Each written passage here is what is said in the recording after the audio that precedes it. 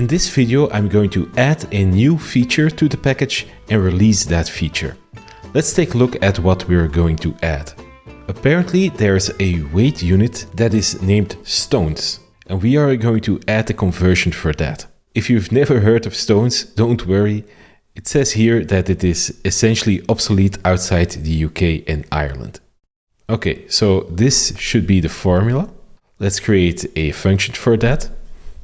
So public function to stones, which will return a float, and we will return this kilograms and multiply it by that number, like that.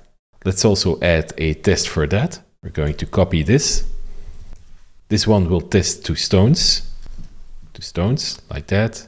And let's run that test to quickly get the number that we expect. So we expect this number. I'm just going to paste this in.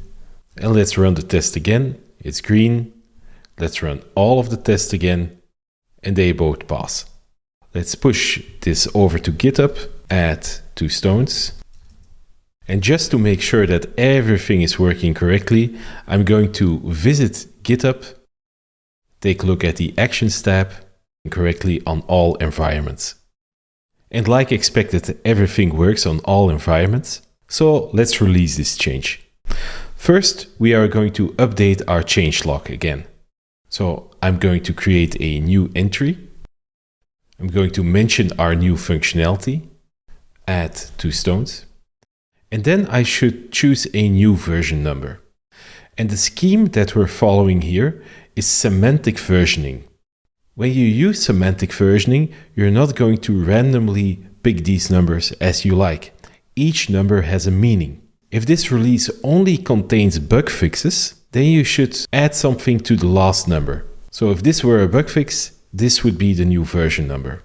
If you add a new feature in a non-breaking way, so all other functions stay working as expected, you can update the middle number, 110. And this is the number that we'll use, because we've added functionality.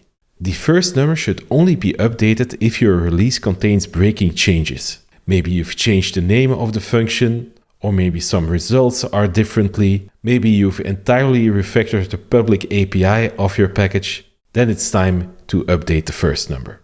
You can read more on semantic versioning in the link below this video. Nearly the entire PHP ecosystem uses this numbering scheme, so I highly recommend that you use it too.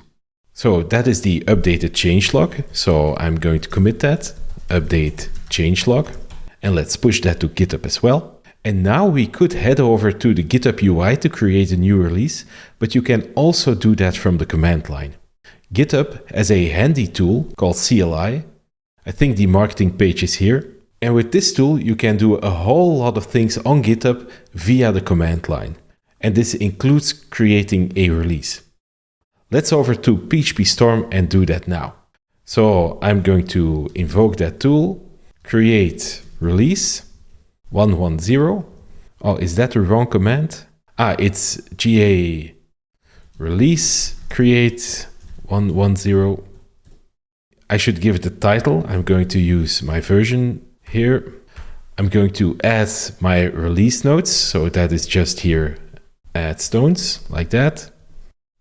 Is this a pre-release? No. Should we submit it? Yes. Publishing release.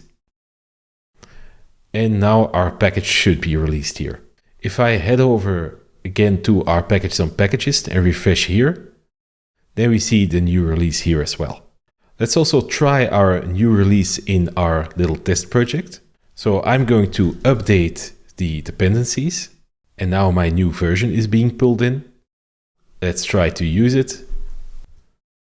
So let's also call 2 stones. Let's execute this. And you see that our new conversion is working as well. And that is the entire flow of updating a package.